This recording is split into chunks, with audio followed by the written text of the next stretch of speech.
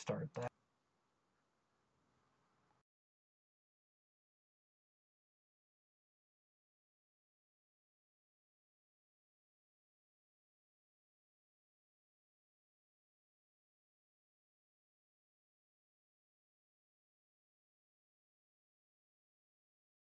So we'll start in 3, 2, 1.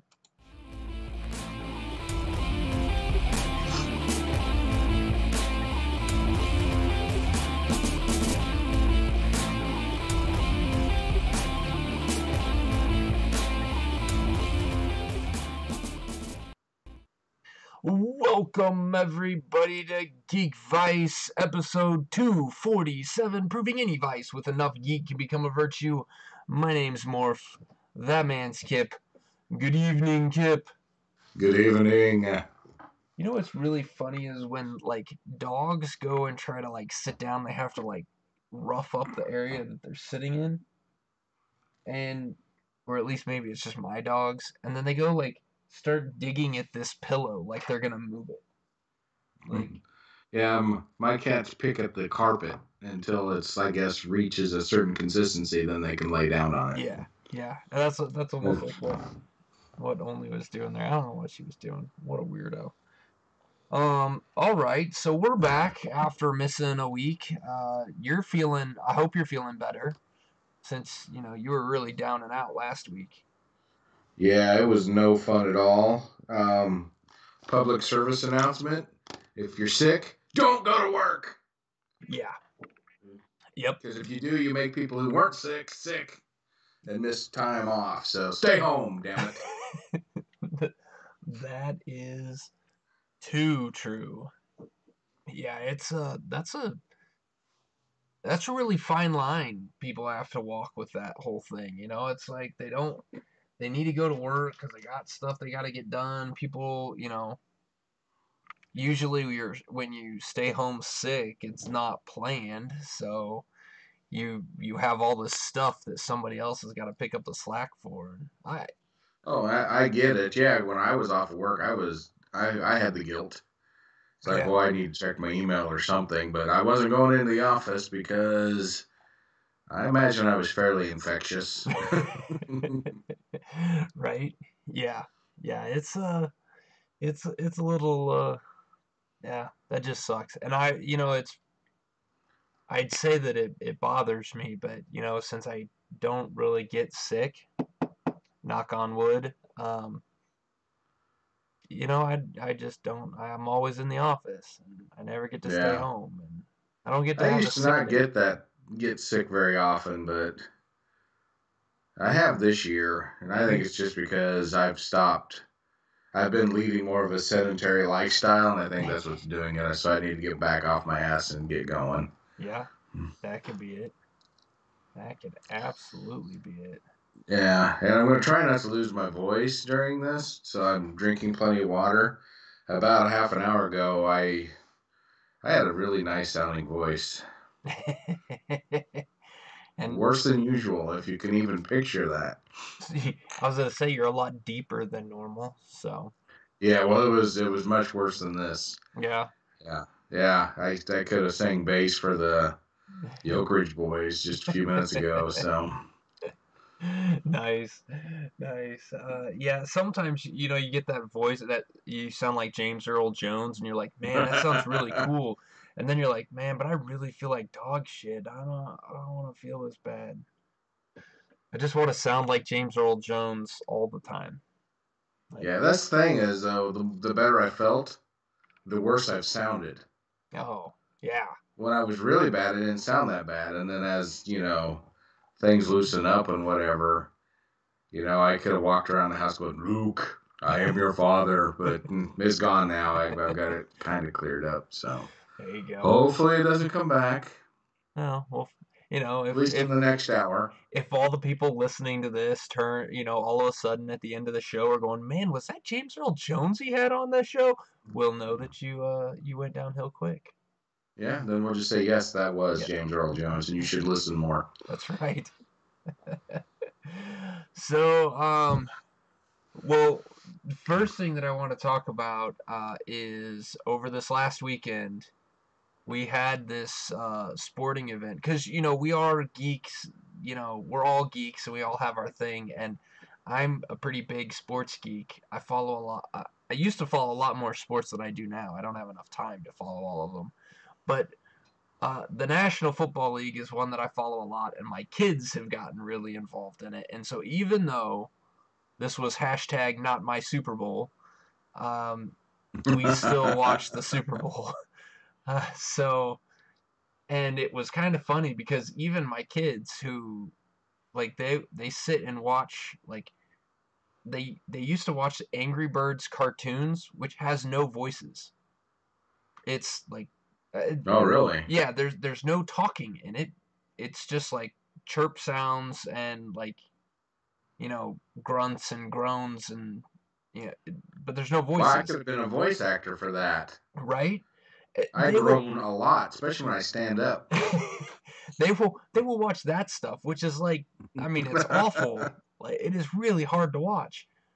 But they go to sit down and watch the Super Bowl, and they're like, "Man, this is boring." Like, yeah, this was like one of the most boring Super Bowls I remember watching, and I like defensive football, so I Yeah, but I'm not sure this was boring because the defenses were so good or both teams just played like shit. see that's what I was gonna go with because I don't think this was a defensive game. I mean, this wasn't defenses making plays so much as I felt like it was offenses not making plays. Yeah. I mean, if Jared Goff could read defenses, Rams would have won that game. Oh yeah, Just on two plays. Just two plays. They would have won that game. yeah, yeah. 17-13, but no. No, He had a guy running all by himself down the middle of the field. Didn't see him until later, and then lofted the ball to him, gave the defense plenty enough time to tip it away. right. You're like, wow, that guy's not good at this. No, the way you said that was just that's exactly what I was thinking too. They're especially at the end of the game when they're trying to hurry. They're trying to play quicker and he's sitting there with the ball. He snaps the ball. He looks at his running back that's releasing out of the backfield wide open. Like there's nobody running with him when he leaves the backfield. And instead he continues to look 30 yards down the field where every other defender is. And then by the time he looks back at his running back out of the backfield, the running back he throws the ball to him when he's standing on the sideline and he has nowhere to go. Like Yeah, if you would have given him the yeah. ball as soon as he left, got past the defensive line, he would have been like had the entire field to run. He could have probably run for 30 yards before anyone came close to him. But you kept looking for a 60-yard pass when just look for the 2-yard one. It'll work really well. Well, nothing had worked downfield the entire game, so, who was he looking off? Right? Yeah. Yeah, exactly. It's like, oh, hey, this hasn't worked at all for, 50 minutes, but I'm still going to keep trying to do it. And it's going to work one of these times. Yeah, well, Yeah, okay, you won't find a bigger American football fan than myself. I haven't missed a Super Bowl since Oakland beat Minnesota. Look that up and tell me what year that was. Um, Wow, that was when John Madden was coaching, right? yeah, Ken Stabler versus Fran Tarkenton. Yeah. So So that would have I've been been like watching. I have not missed a Super Bowl since then. that's mid 80s, wasn't it? Or early Uh, 80s? no, it was like 77, So, okay, okay, that was earlier 70. than I thought it Yeah, was. Whoa. yeah, somewhere in there. And I don't remember ever watching a Super Bowl thinking, you know what, I probably should turn the channel. Until this one. Yeah, yeah. I, I was right there with you, and the only reason I continued watching it, realistically, the only reason I continued watching it was because we were over at my neighbor's house, and Like they had it on, and so we were kind of having. There wasn't a whole bunch of people over there. There was a few people over, and so it was kind of like a Super Bowl party. But it kind of got to the point where everybody was just talking, and the game was on, and nobody was really paying attention to it. And it's just like, I could really just like go home and watch more Punisher, but Yeah. Well, see, that's the thing is I watched Futurama during the halftime show, yeah, which, you from didn't what miss everybody much. tells me, was probably the smartest decision I made the entire day. Yeah, I mean, unless you are a fan of Maroon 5, um, like it wasn't anything spectacular. I would say and I don't know who the first rapper I forgot his name already because he sucked so bad then, and I'd never heard of him. I He's one of those shitty rappers that can't actually like new school rappers, not guys like you know like Dr. Dre and Snoop Dogg, where they actually like said complete sentences. You know, they didn't just talk in like one word phrases.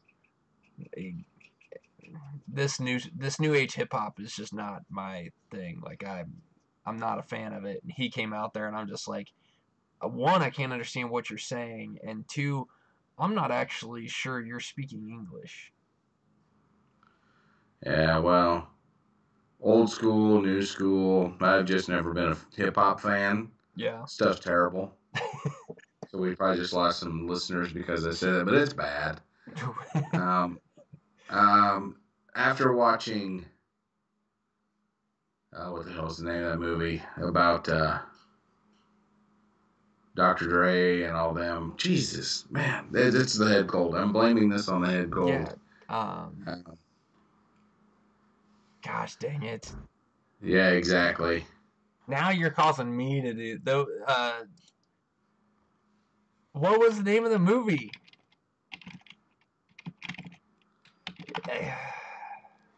You tell me. Straight Outta Compton. There it is. There it is. I See, was like, I know it's a lyric, but it's not "fuck the police." So what is it? right. I'm just like I know what movie I see it in my head and I can't think of the name of it and I kept wanting to go to Minnesota. Uh, Yeah. like no, So that's not I it. listened to a little bit of NWA after I saw that movie, and I have to admit I liked some of it. Yeah, yeah. I Um, like NWA. but so the other day at work, this is just completely off on a tangent. Hey, What the that's what hell? we do here. So one of the guys I work with, he has a teenage daughter, and we were in his car, and he started playing stuff, and this rap song came on, and it was terrible. It was horrible. It was a female rapper named Cardi B. Yeah. So it was not only was it bad, I mean it was unlistenable. I'll just be honest. I just pretty much got angry because he wouldn't turn it off. It was that bad. The second part that makes me look bad to this though is I'd heard the name Cardi B before and I just assumed it was a dude. Doesn't it sound like a dude's name? Yep. A dude rapper? Yeah. Yeah, it does. So so I learned two things. Cardi B's female, and she is terrible. Yep. Yes. So we played somebody else, and it was almost as bad, not quite as bad. And then I realized new age hip hop, No. like It like old age hip hop, not for me. Yeah, see, and if you take some of the stuff that's out there now and then you put it up against like, you know, it, NWA and that kind of hip hop and it's just like there's just not the stuff that's out now is just awful. It doesn't make sense. It doesn't like it fit. It doesn't like there's just nothing right about it. There's just nothing. Yeah, and this is coming from a guy who will listen to baby metal, and he's Right? saying this stuff is bad. Have you So listened to our music podcast that we had on here? yeah, Episode that we had here? This guy would So listen when to I saw the anything. lineup for the halftime of the Super Bowl show, I knew Yeah. this is going to be not my jam. Yep. And so I turned it over and watched Futurama. Yeah, that's not all bad. We And watched the I didn't halftime. turn. I underestimated the length of the halftime show, Oh. and I flipped back just in time to see Adam Levine standing there with a shirtless, or he was wearing a bodysuit with a ton of tattoos printed on it. I'm not sure which. Could have And been then I either turned it one. back. Yeah. Yeah. Luckily, I didn't hear him sing anything. So there was that, but I still saw him with his shirt off, which, granted, he still looks better than me, but come on, seriously. Yeah. Well, my son and my wife are both big fans, and I actually Maroon 5 I don't mind. I can listen to Maroon 5. um and some of that's just from like the music background that I have. And uh but my son really likes Maroon 5. For his birthday, Amber got him tickets to Maroon 5, and so she took him to see Maroon 5 in concert when they were here in town. At And least you didn't have to go, or did you go? I did not go. I do. Good. I would much rather listen to stuff on the radio or YouTube than go to a concert. Like, even if it's somebody that I really enjoy, concerts are not my thing. I Because the music is usually mixed poorly, kind of like listening to a halftime show. It's mixed poorly. Um, you, you you need a balance between the instruments and the person singing. You can't just have all the person singing and expect to pick up the instruments some other way. It Are you doesn't saying work you can't that have way. every microphone turned up to 11? Right, right. And that's my biggest problem with halftime shows. All of them. I have never seen a good one because the and I maybe it's just the TV channel that I watch the game on or whatever, but the mix is awful. The audio is the voices is too high, the music is too low, and so when you're listening to it through your TV, it comes off as a guy singing a cappella, but he's not singing a cappella. He doesn't know it, so he's just singing. It's like listening to a guy sing in the shower or somebody sing in the car. It's like that's what you're hearing. You can't hear the music, but you hear this person singing. Like, this is awful, guys. Come on. Like, balance. Find the balance. So, Maybe not give the soundboard to the deaf guy. Maybe. right? Well, and my wife tries to explain it to me since she was in the music, she worked for a sound company for so long, and she's like, it's not really the mixer there at the stadium. The stadium probably sounds really good, but when it goes to the truck, to the TV truck to get broadcast to the TV station, it's taken in two separate channels. Basically, you have your instrumental in one and you have your voice in the other, and they're not mixing those correctly in the TV truck when they broadcast it. She's like, that's where the problem is in the TV truck, and those guys probably aren't even listening to it. They're just taking whatever feed They they're don't like getting. Maroon 5 either. Yeah, apparently. So, yeah, it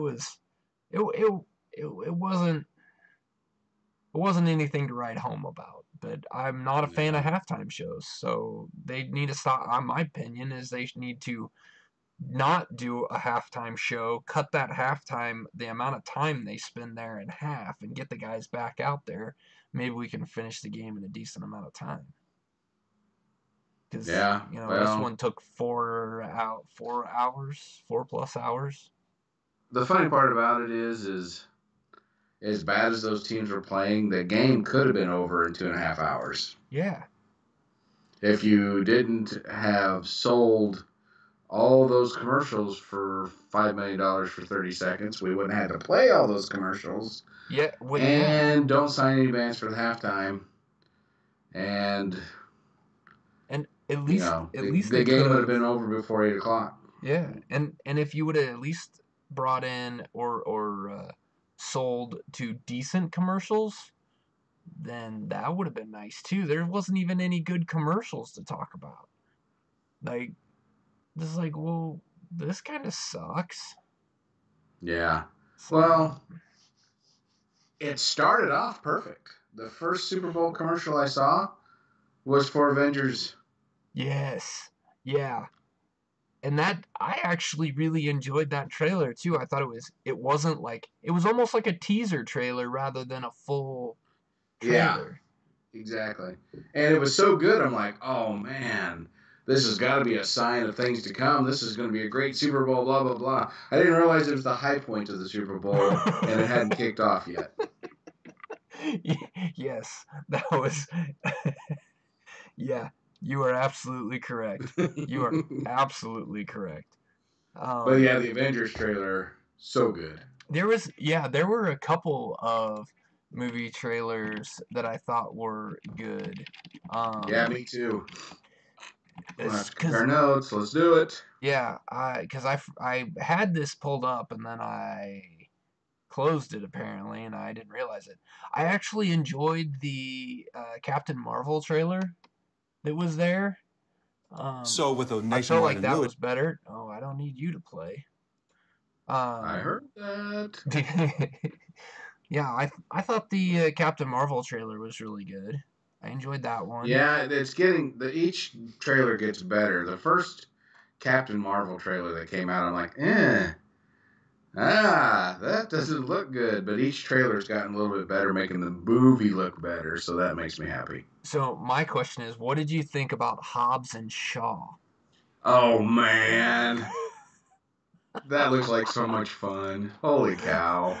I only I'm sure it's not going to be a great movie. Don't get no, me wrong, it's gonna be but awful. it could be a lot of fun. Yeah, yeah, that was so I didn't see all of it. I own because it was I think that was one of the times where I got up to go get food. And so like I was watching from the other room and people were all like talking and everything, so I didn't hear it very well.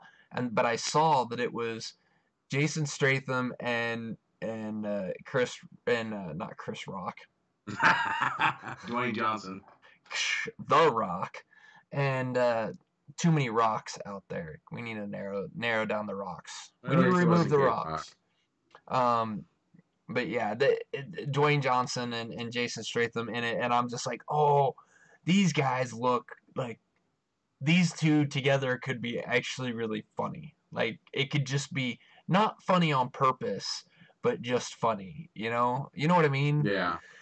And like the one scene in the trailer where where the rock go like they're both looking bad guys go down like the side of a building and they look at each other and the rock's like come on and he goes running and like jumps out the window to go after him and and Jason Statham's just like waving at him and like goes over to the elevator and hits the down button just like oh yes like this that is probably that's probably going to be the only funny part of the entire movie and it's right there but I will still probably pay to see the movie just for that so yeah I thought that looked fun. Yeah, well, what has there been? 35 Fast and the Furious movies, so Yeah, yeah, I guess it was time for a spin-off, I guess. is that But what if this if you're is? gonna have one, might as well have The Rock and Jason Statham. Yeah, yeah, I exactly, mean, why exactly. not? um what did you see the scary stories to tell in the dark trailer?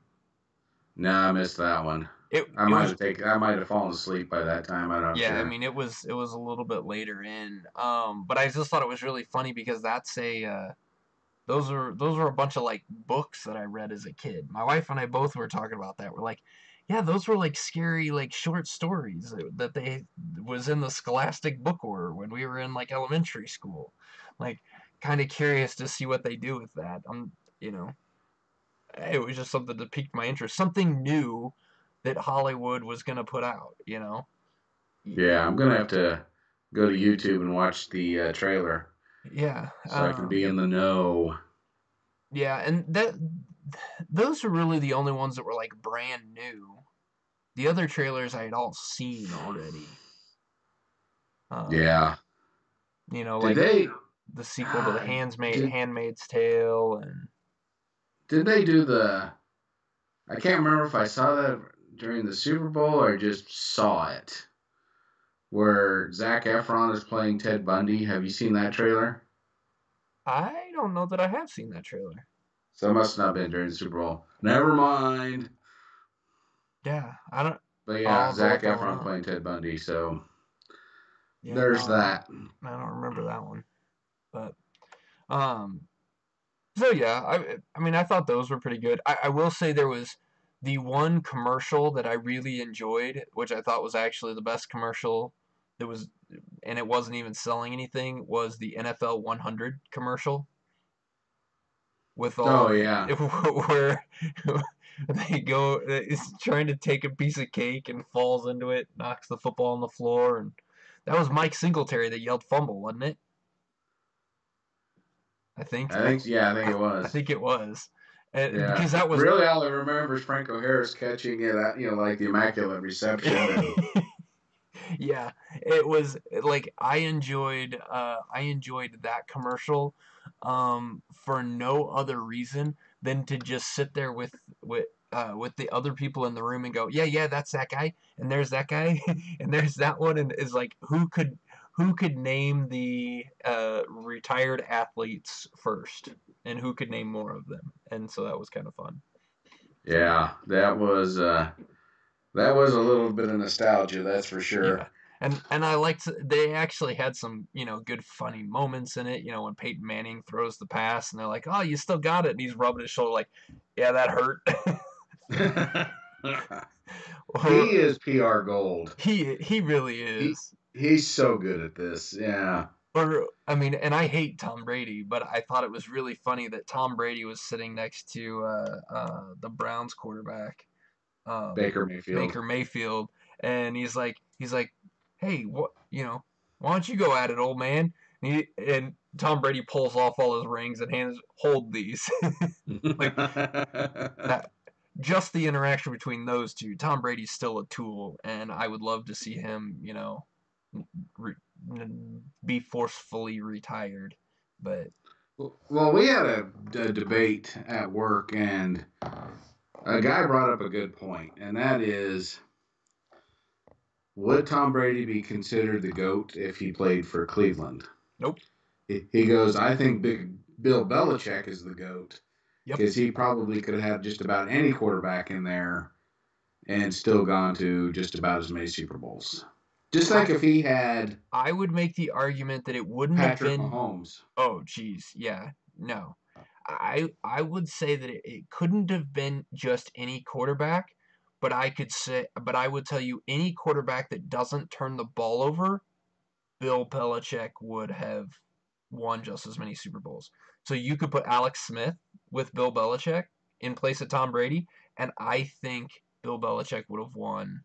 I think the Patriots still would have won 70, if not all 75%.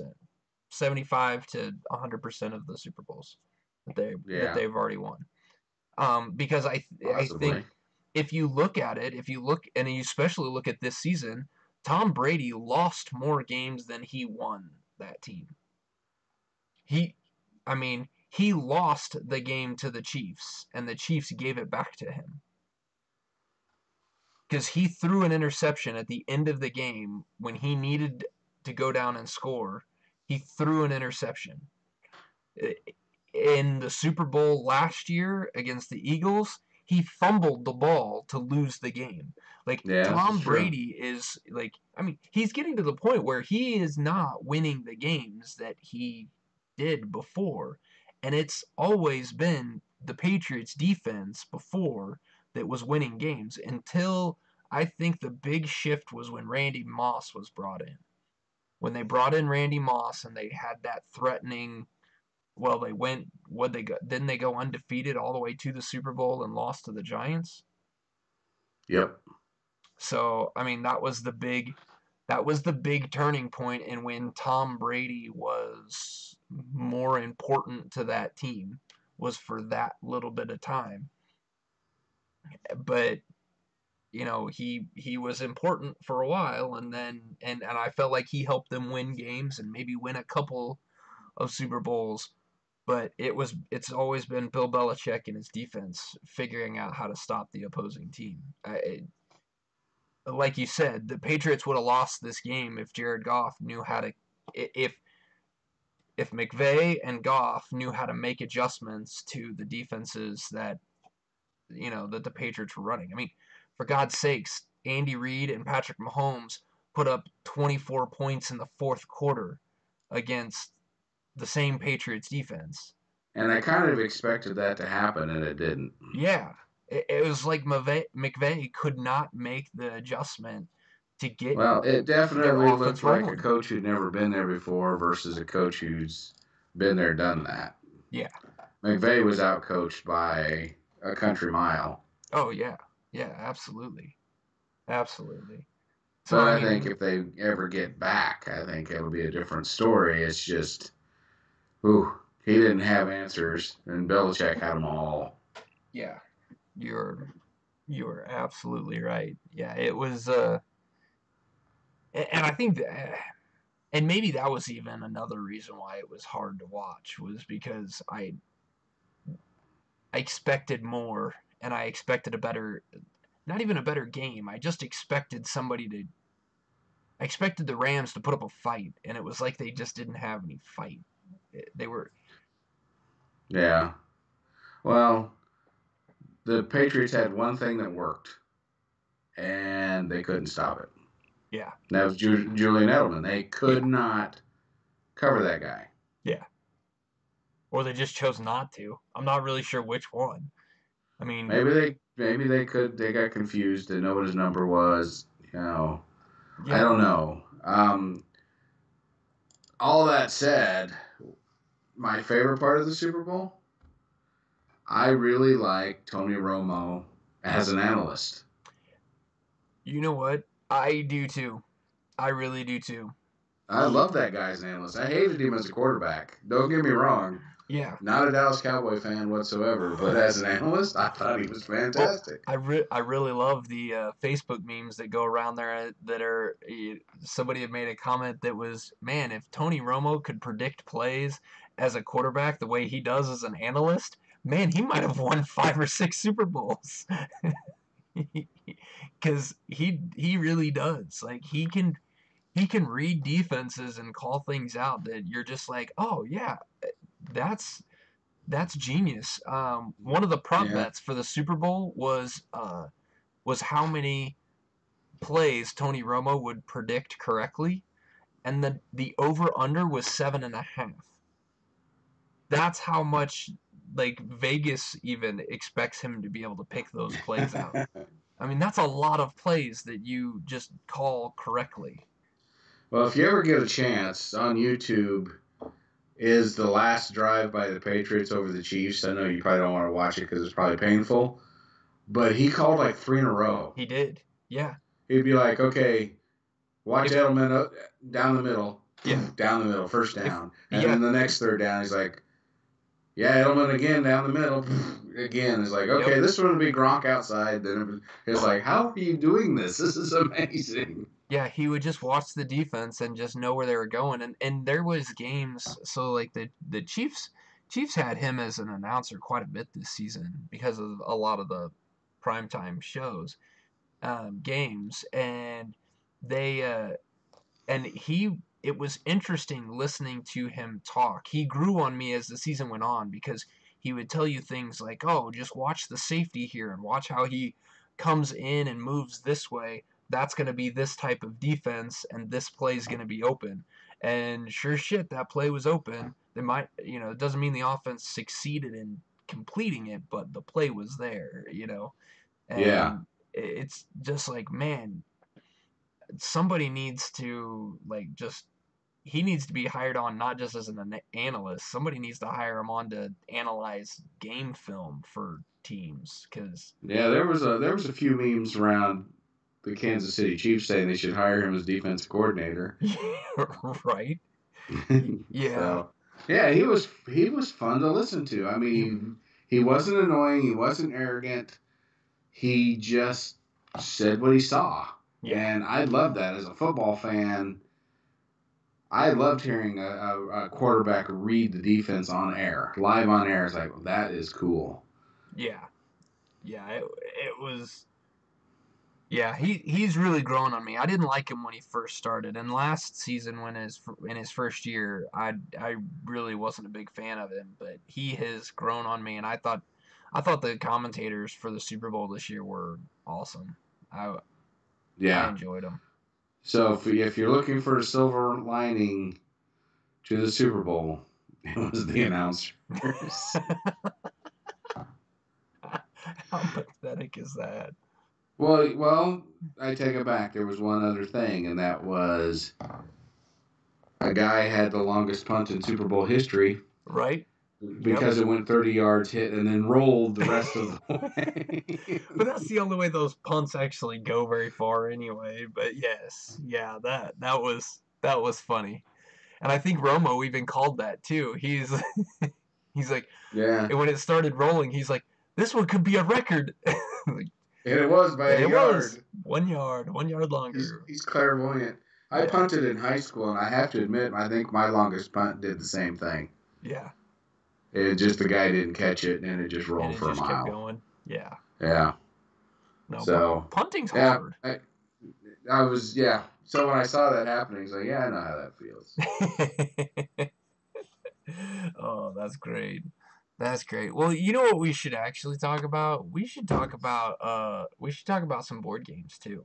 We should always talk about board games. I agree. So before we get into our big board game that I want to talk about, I gotta, if anyone follows, well, as you all should follow Geekvice on Facebook, if you followed, you got to see that last night, because we had a snow day or snow night, I guess. All of the practices got canceled, so we were home. We played Flashpoint, Fire Rescue, and with the whole family, and it's hilarious because now the boys have named all of the POIs that you have to rescue. They've named all of them between the boys and my wife. They've all named them, and so they got really upset at the end of the game when Bob and Cheryl didn't make it. They died.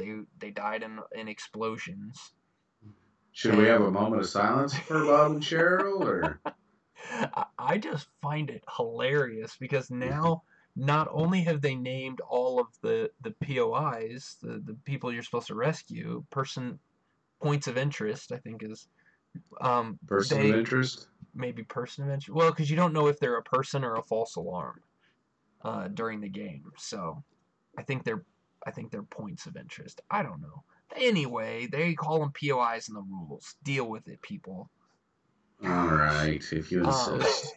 but they've gone and they've now turned this cooperative, firefighting game into an RPG, and they've started coming up with backstories on their firefighters, and they have special moves that after they save somebody, they do a little dance, and yeah, it is quite comical now, and um, the you know they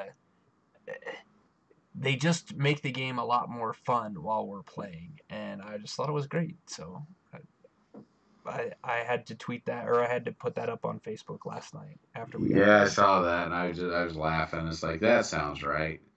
Name them, kill them. That works. Yeah, yeah, it was well. It's really funny because now they start making fun of dragging people through the smoke.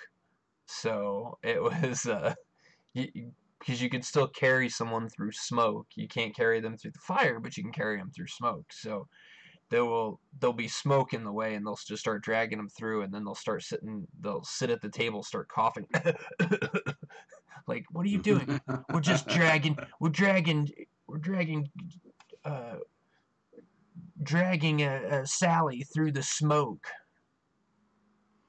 So yeah, it's funny. It's At all least they're funny. into it, you know. That's pretty cool. Yeah, it makes it a lot of fun. So, um, But what we're really going to talk about is Scythe, because I went and purchased it from Steam, and uh, and so what Steam has is, let me get over here to pull it up, is it is Scythe the digital edition, and it is the developer is Knights of Unity, but the publisher is Asmodee Digital. And you'll probably recognize the Asmodee Digital from a lot of the other digital board games that they do that are very, um, what's the word? True to the original source content. And this one kind of fits along that same category from what I've seen. Because Kip's been on the show and he talked about Scythe when he had played through it a few times, and so that's Yeah, what I episode have to go off. 169 if you're looking for it. There you go, episode 169, and so that's what I had to go off of. And this game felt like I was playing a board game. I really enjoyed it. I got my ass kicked the first time I played though, like really bad. Like the computer tripled my score bad. But I didn't really know what I was doing. So, um, and to Ghostly Tech, I believe I have fixed the echo problem. I the I hope so. When Yeah. he first said why the voice changer, I thought, well, am I losing my voice again? I don't know. No, I think I figured out what it was, and it's something that it's a new thing with Skype, new version of Skype, and bringing video in directly brought in an extra audio. So I didn't realize it because I don't have enough screens to tell me what all's going on. So I didn't scroll down far enough. But hopefully, Ghostly Tech's still watching, and he can let us know if that echo's gone for you. Um, but back to Scythe, really fun, really well done. It's got all the different.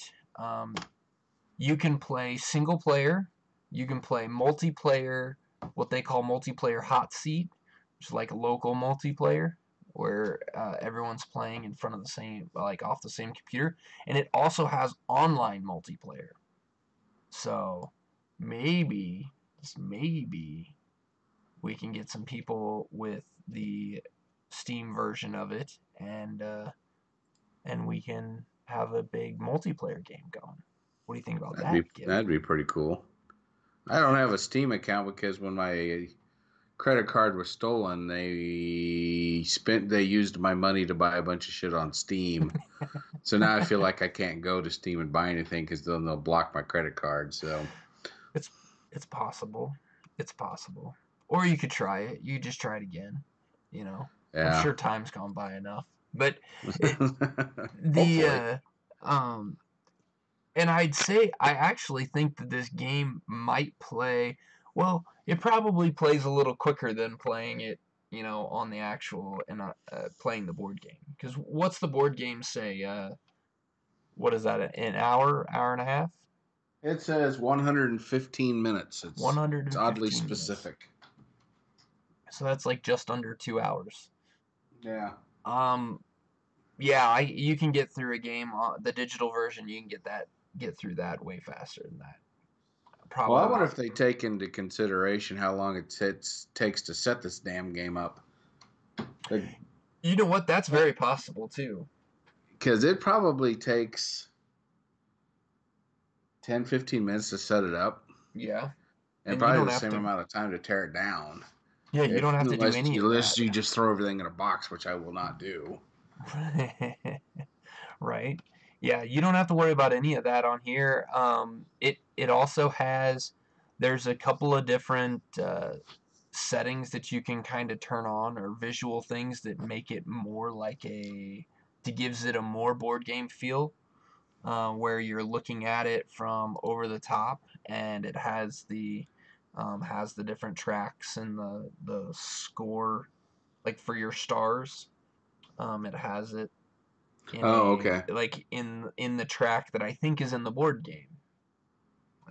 Has those kind of set up, or you can have it in kind of a isometric type view. You can still have the tracks, or you can have the tracks put up in not shown, which is what I did, so it looks like you're playing a video game kind of with board game tokens. Does it come with any of the expansions? Uh, ooh, no, I don't believe so. There's no hot air balloons or anything like that? No. Nope.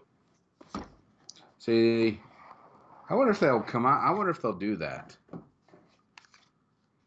Because the whole reason I bought the one expansion, now you're making me dig out my entire box. Here we go again. Yes, I am.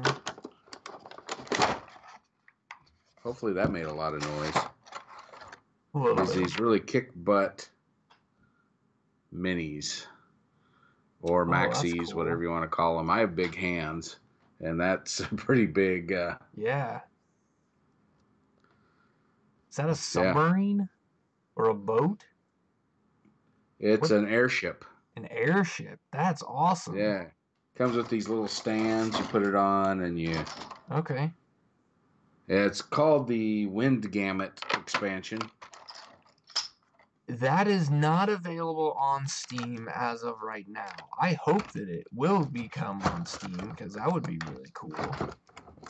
How many players is the Steam version? Is it 4? Steam can play up to... You know what? Of course you would ask me that. Am I asking the tough questions? Yes. Yes, how many... It doesn't say on the page how many it'll play up to.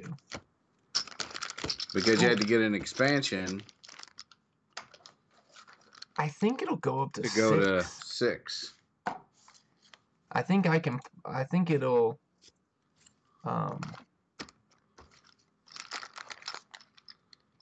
actually play up to 6 now.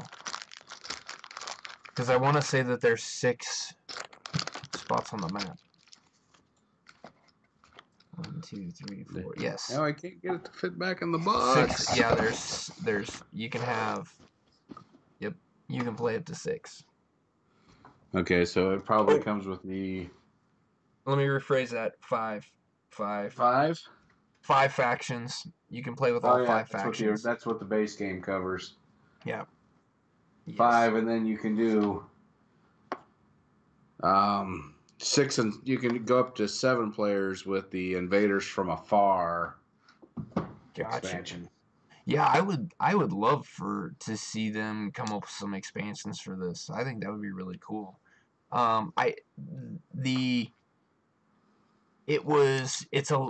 It's really easy to learn while you're playing too. Like when you're playing the digital version, the board game version, it's probably really frustrating to learn while you're playing. Just in the simple fact that you can't undo things very well.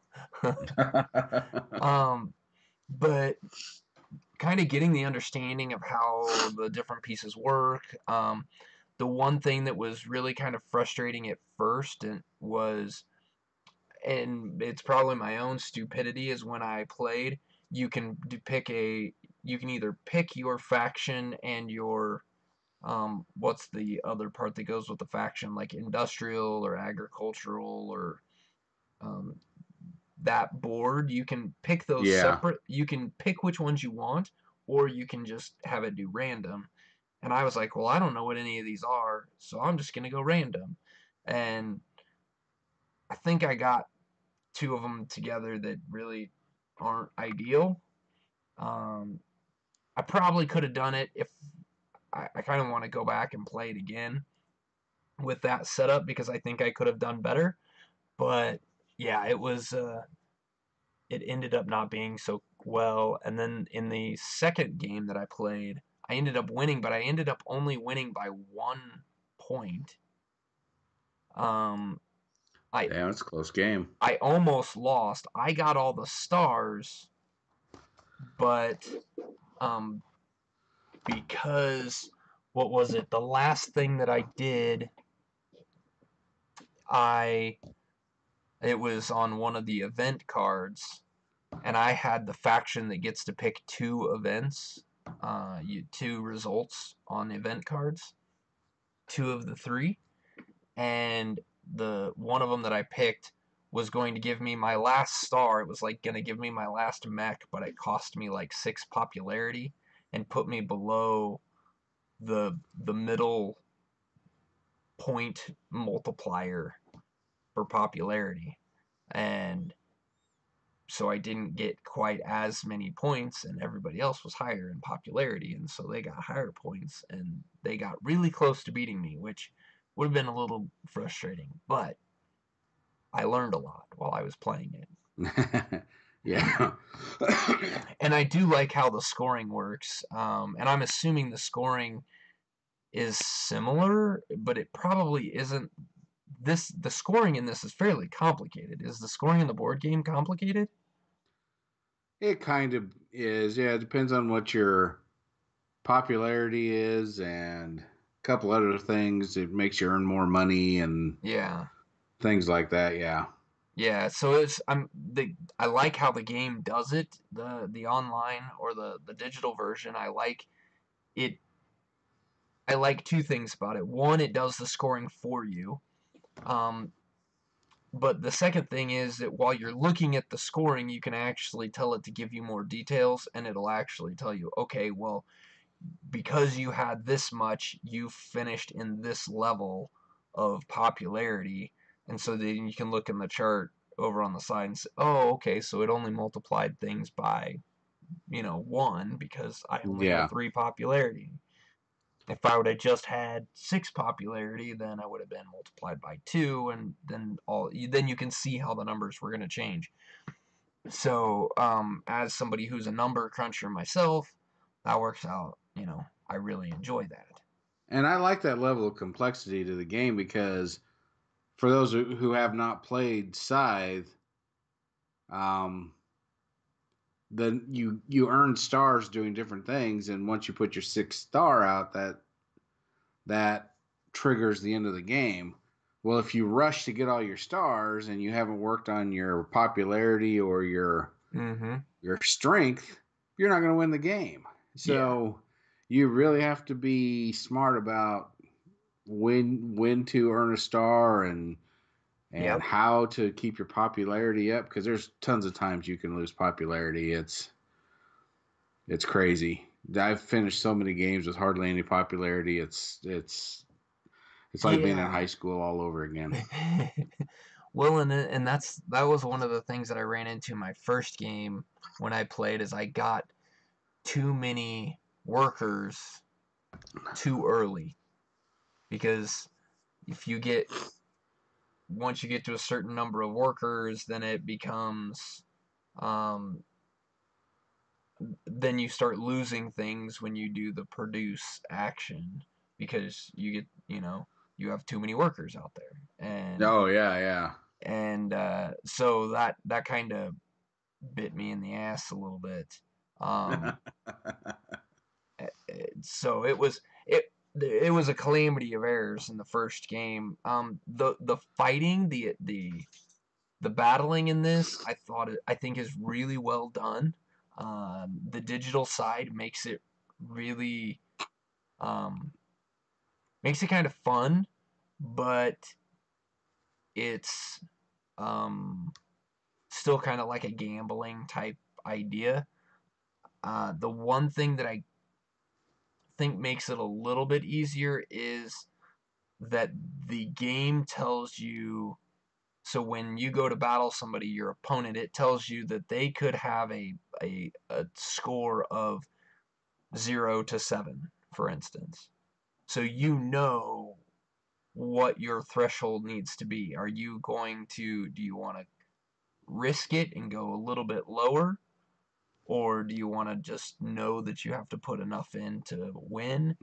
Yeah. So, and I don't know. I mean, I'm sure in the board game itself, you can kind of see that because you kind of see you can see everyone else's cards basically. You can see where they're what is it the might or strength or whatever they call it um, is at in for a player. So, I mean, I guess it kind of works that same way, but um, I think it would be a lot harder if they didn't tell you and you just had to guess.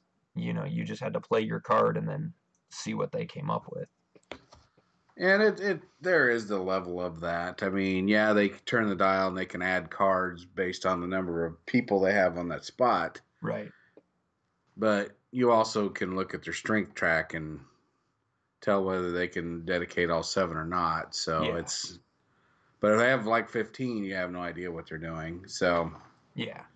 I do have a question on the digital one Hmm. though. How does it handle illegal moves? Does it, you try to do something? Is it just like doesn't even let you do it, or does it Yeah. give you a warning? What does it No, do? it just so if you go to move a you know if you it just won't let you. So it'll tell you where you can move. So if you select like a mech and you don't have the ability to cross rivers, it will tell you can't cross the rivers. Like it highlights the where you can move, which comes in really handy when you get like uh, which one of the factions has the ability to move. Their mechs have the ability to move from lake to lake. Yeah. And that comes in really handy because it tells you, you know, if you're there, if it says, oh, well, you can move to all these different places. And so you just pick where you want to end, and it will move you the right way to be able to get to that spot. So the game can take care of some of the illegal movement and kind of take some of that out of play so you don't have to worry about it. Well, what if you tried to do something that's illegal and it's not a move? Same kind of thing. If you try Yeah, to it just won't let you.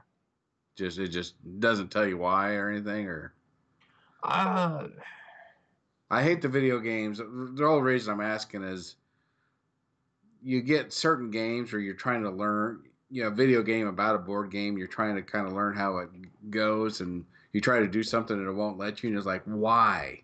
Why can't I do that?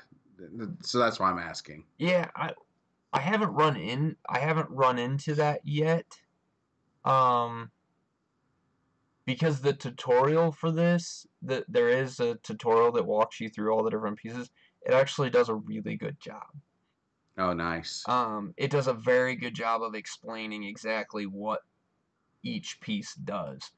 Kind of makes it a little long, um, but it's really helpful, and it adds a lot to um, where you understand what all the pieces are doing, but you don't understand always how to use them the most efficient way or the best way. Um, the it doesn't give you strategy; it just gives you the basics. So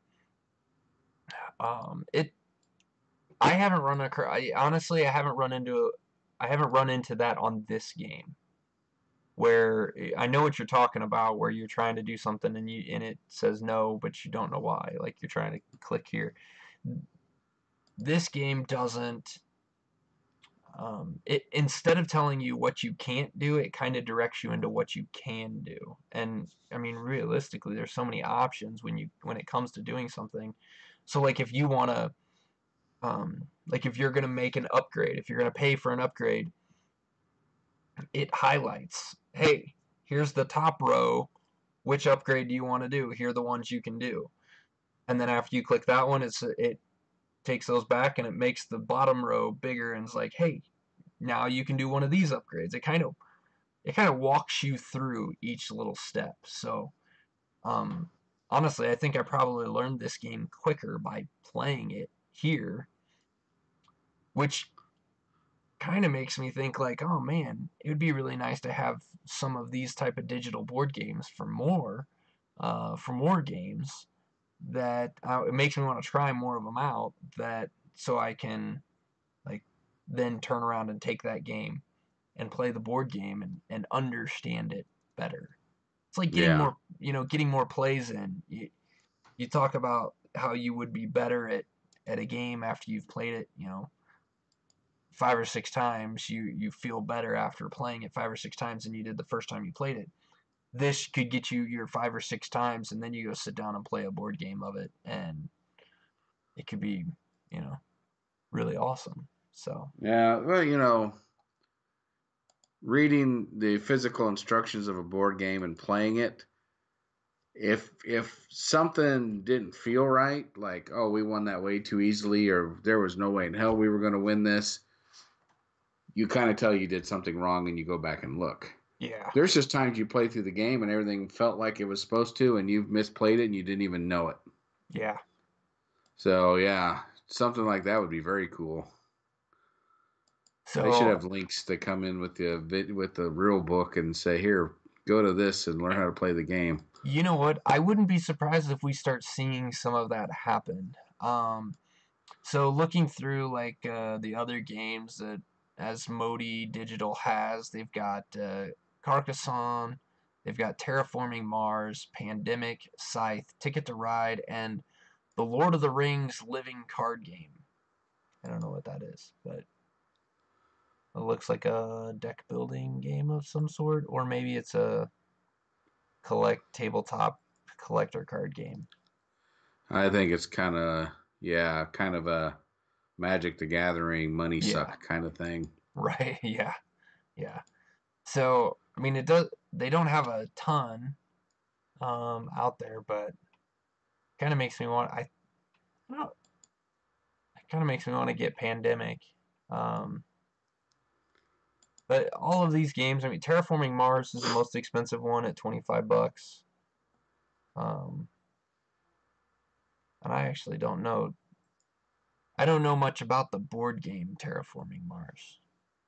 Might I have it's not played it, but I've watched videos on it, and it looks like my kind of game. yeah, Somewhat of an engine builder, which like Scythe is. yeah, Um, Little fiddly though. It's one of those setting up, tearing down could take some time kind of games. So and I have to have the right group of people to play that game. yeah, that might be perfect. A perfect way to play it digitally. So I might have to might add it to my wish list and see if it goes on sale. I was able to pick up Scythe is right now is listed at $20. I think I was able to pick it up for under 10, or $9.99 on one of the sales. So it's Nice. it, it's a hell of a deal.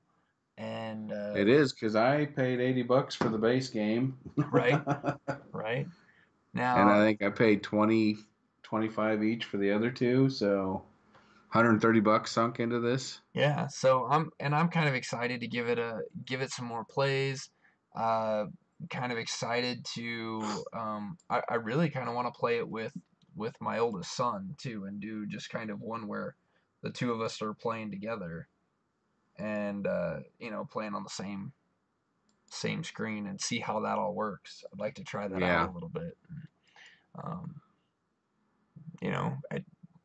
I'm assuming it's just like anything else. I make my turn and I slide over and I let him sit down and make his turn. And I think you know, it. I think it could be a lot of fun. So I'm gonna have to give that a try. Be be prepared when I get some time to do that. That I'll come back on and talk about it. So very cool. Yeah, I think the digital way to play board games is going to just keep catching on, keep getting bigger. I still prefer the tactile cardboard versions, oh yeah, but I actually can see wanting to play the digital versions for some games because it's like I said, setup and teardown is kind of exhausting. yeah, yeah, and that's kind of that's kind of one of the things that I would like that I really like out of it, and that I can play it by myself. You know, this was when I saw this one on sale. I grabbed it. I'm like, yeah, okay, I grabbed it.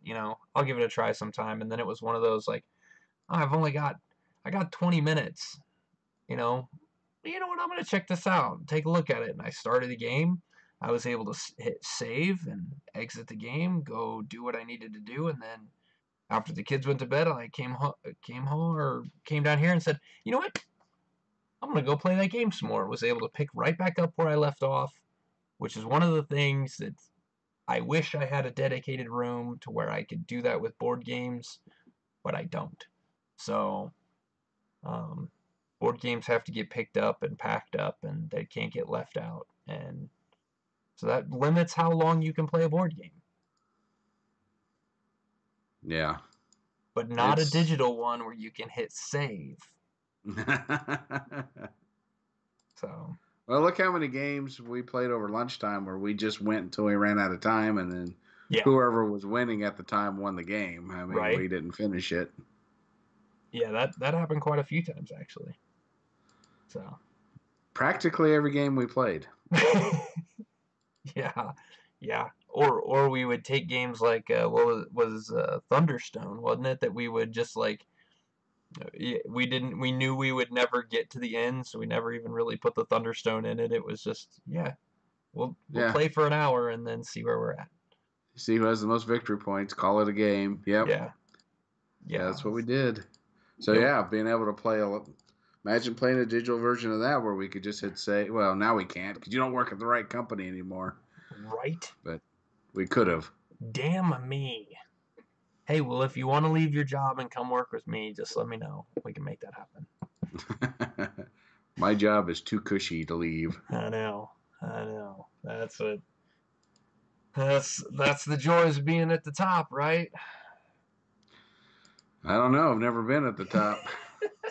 I can't even see the top from where I'm at. Whatever. All right, everybody. That's where we're going to wrap this thing up here. Go check out our blog at geekvice.blogspot.com. Follow us on Facebook, facebook.com/geekvice. You can follow us on Twitter, that man over there, at Kip Killigan. You can follow me at Geekvice. And, of course, you guys can, check us out on YouTube. Like Ghostly Tech, who was chatting with us in the chat room and noticed our little goof up.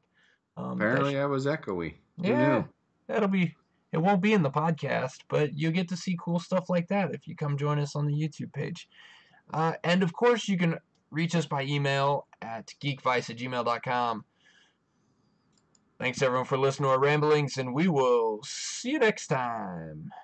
Later. This podcast is part of the Podcast Arcade Network.